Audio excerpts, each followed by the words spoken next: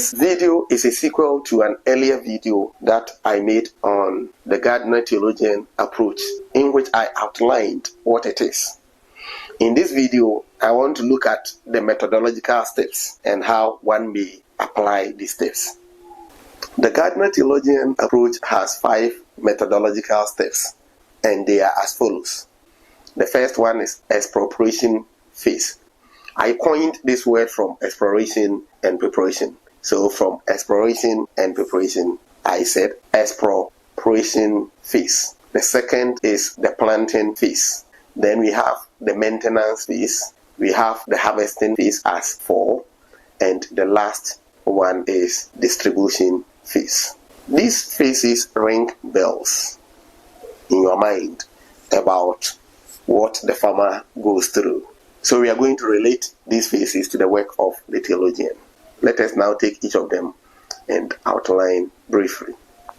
The first step is expropriation phase or step. That has to do with exploration and preparation of the socio-political soil. So in terms of farming, the farmer has to know the land, explore it, look at its demarcation, look at the topography, look at what kind of plants are on it, and the physical nature as well as the chemical properties of the soil. In the case of the theologian, the first stage, which is expropriation phase, has to do with exploring the context of the political soil, which in this case is the community for which the theology is being formulated. So you are dealing with the Yoruba community of Nigeria. So you have to know their contextual realities. You have to know their religious beliefs, their political systems, their social structures, their economic situation, and whatever is also relevant for you to be able to come out with the issues at stake in the research that you are conducting. This means that for the Gardener-Theologian approach, the starting point of all theological inquiries should be contextual analysis. That is where you explore the society that you are going to deal with, so that you know the challenges that they are facing, you know the problems that need attention. In phase 2, that is the planting phase, the seed that we are going to plant has to do with the theological seed. Having explored the land, I now know the kind of seed that will do well in the soil. So now, I've explored the land, I've seen that poverty is the challenge, and I'm going to use my theological research to address the issue of poverty among the Yoruba community of Nigeria. So, which biblical texts are relevant to dealing with the issue of poverty? You now select some biblical text. Of course, you will not be able to look at every text, but you look at as many as possible, and the most important ones must be considered when selecting the text. So here, it involves nursery and transplanting. We have the nursery bed and we have the field where we are going to plant them. The nursery bed represents the biblical world where the seed originally was. Then the transplanting has to do with biblical exegesis, trying to understand what it meant in the original context and how it can be carried to the field. And the field is the contemporary context that you are dealing with. So we have the nursery bed representing the biblical context, and we have the field representing the contemporary context. But in between them is the process of transplanting. Now you know that when you are transplanting seedlings, you have to know the temperature, the condition that made it survive in the nursery bed to be able to maintain that and bring the seedlings to the field without losing any of them. The same thing applies to the work of the theologian. The theologian has to carefully look at the meaning of the text and now use the necessary exegetical tools to transplant, to carry the meaning to the field, that is the contemporary environment or the contemporary society. So here, it is important to use appropriate exegetical tools.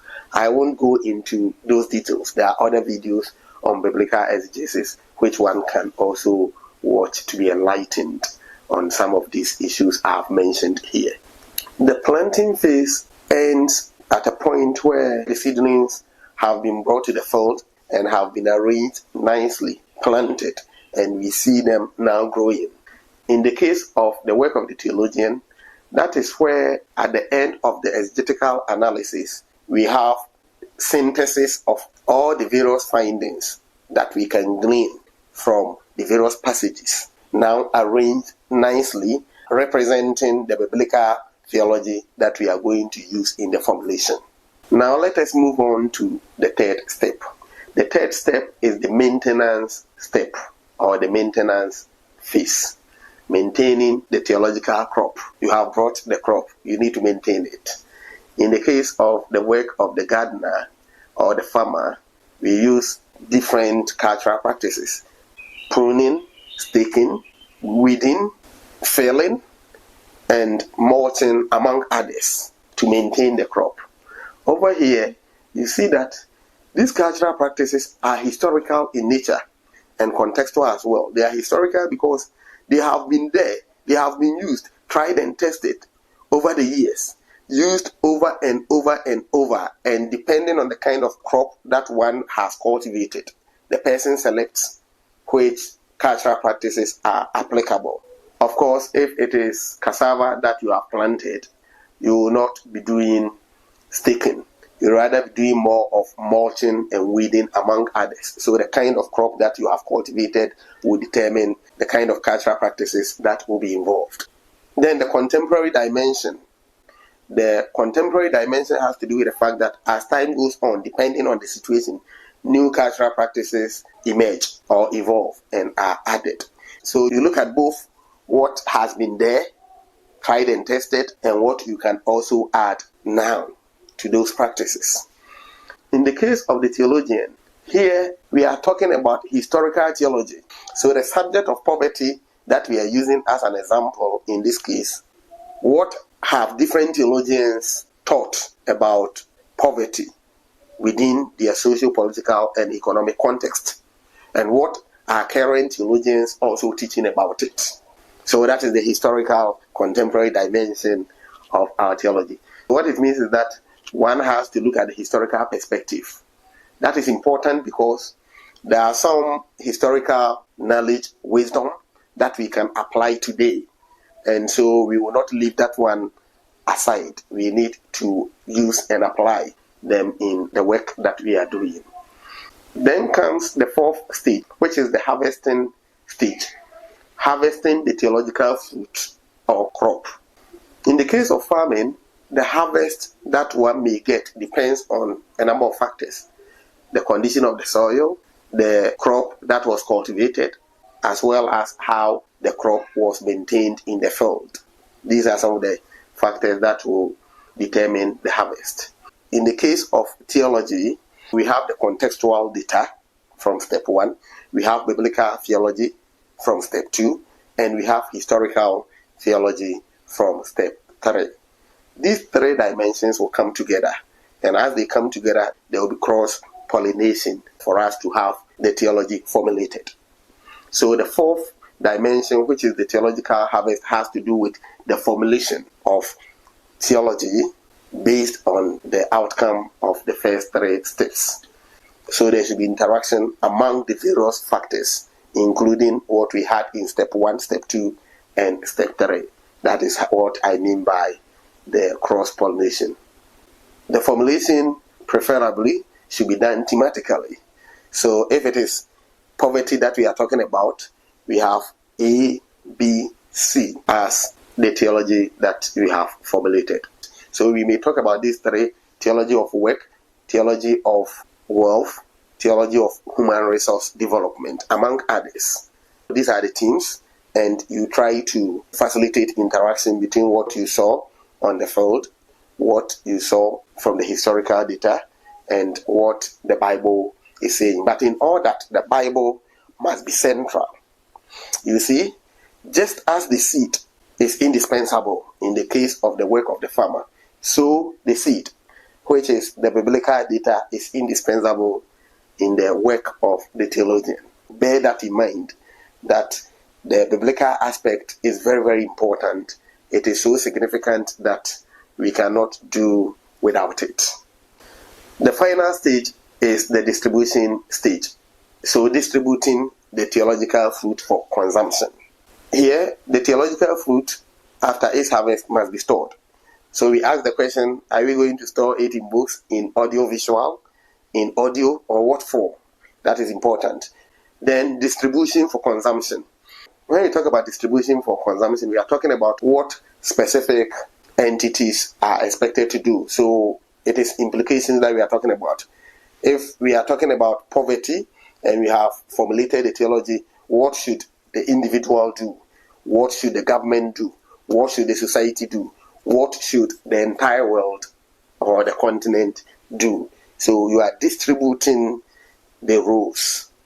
You are distributing what must be done to the various parties so that if we all do our part, then the problem will be solved. So the Gardener-Theologian approach ends with the distribution. On your screen now is a diagram that combines all that I've said. Let's see an example. In this example, I will give you the title of a project and then give the main question as well as the subsidiary questions based on the steps that I have outlined earlier. The topic is a political theology for Nigeria and its implication for environmental care. Then the main research question is, how might a political theology be formulated to address Nigeria's environmental care issues? Now look at the subsidiary questions, and as I'm going to be reflecting upon step 1, step 2, step 3, and so on. Subsidiary question 1. What is the socio-political situation in contemporary Nigeria? This relates to the first step, where you explore and prepare the socio-political soil. Question 2. What might an exegetical analysis of selected biblical texts reveal about political theology? 3. How have theologians throughout the history of the church developed their political theologies in the light of their socio-political situations? 4. How might a political theology be formulated to address the socio-political needs of contemporary Nigeria? So you see that this is like the height of the entire work, in the sense that this is the main thing that we want. And in one video I mentioned that one of the questions, the subsidiary questions, is almost like the main question. This is close to the main question, but it is not the same. And this is like the height of the work. So if you look at the topic, we have two parts: the formulation and implications. So the last question, which is number 5, says, what implications has the formulated political theology on Nigeria's environmental care? So at this point, we see that we have answered, or we have addressed, both parts of the research topic, and we are done. So this is what the Gardener-Theologian approach is about and how you may apply it. I believe that you will reflect upon it and use it in areas such as systematic theology, public theology, and practical theology. Let me end by saying that if you are doing a master's thesis, then you may want to modify it. Say, take away the historical aspect and maintain 4. But you have to indicate that it is a modified version of the Gardener-Theologian approach. If you are doing a PhD, all the 5 are appropriate and can be done because you have that kind of space. God richly bless you. There will be other videos on these issues. Thanks for watching. Bye for now.